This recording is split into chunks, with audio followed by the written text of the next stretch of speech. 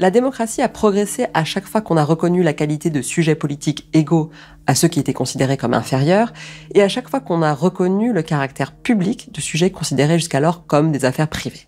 Or, dans un autre de ses livres, La haine de la démocratie, Jacques Rancière analyse comment, depuis la fin des années 70, l'élite a développé un discours de méfiance envers ce processus démocratique, qui serait allé trop loin. Ce thème apparaît notamment dans un texte qui a été publié en 1975 par la Commission trilatérale, une organisation privée internationale qui regroupe des hommes d'affaires et des dirigeants politiques influents. Il y a quelque chose qui naît déjà dans les années 70. Il y a cette grande conférence de la trilatérale, où il y a un petit peu donc des divers gouvernements qui se rencontrent pour examiner justement un petit peu l'état de ce qu'on appelle à l'époque la démocratie, quoi. Et qui commence à dire effectivement, mais attention, parce que la démocratie c'est un système qui est fragile, etc., et qui est menacé par quoi? Qui est menacé par les démocrates.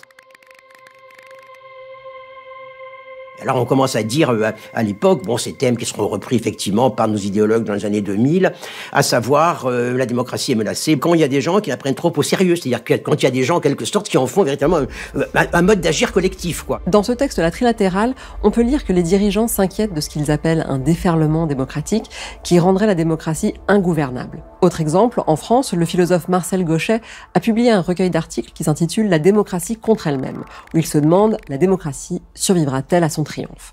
On voit bien que pour ces auteurs, il y a en fait deux démocraties. La bonne, c'est l'état de droit, le système représentatif, et la mauvaise, c'est quand les gens prennent trop au pied de la lettre l'idée de pouvoir du peuple et essaient de vraiment changer les choses. Bon, ça c'est un premier point. Donc il vaudrait mieux que les gens bougent pas trop, quoi. Mais s'ils bougent pas trop, ça veut dire qu'ils vont rester chez eux, ça veut dire qu'ils vont consommer, ça veut dire qu'ils vont devenir des individualistes égoïstes. Mais la consommation égoïste, ça veut dire bien sûr que les gens vont en vouloir toujours plus. Vous vous souvenez ce livre qui est paru au début des années 80 par un journaliste à succès qui s'appelait Toujours plus.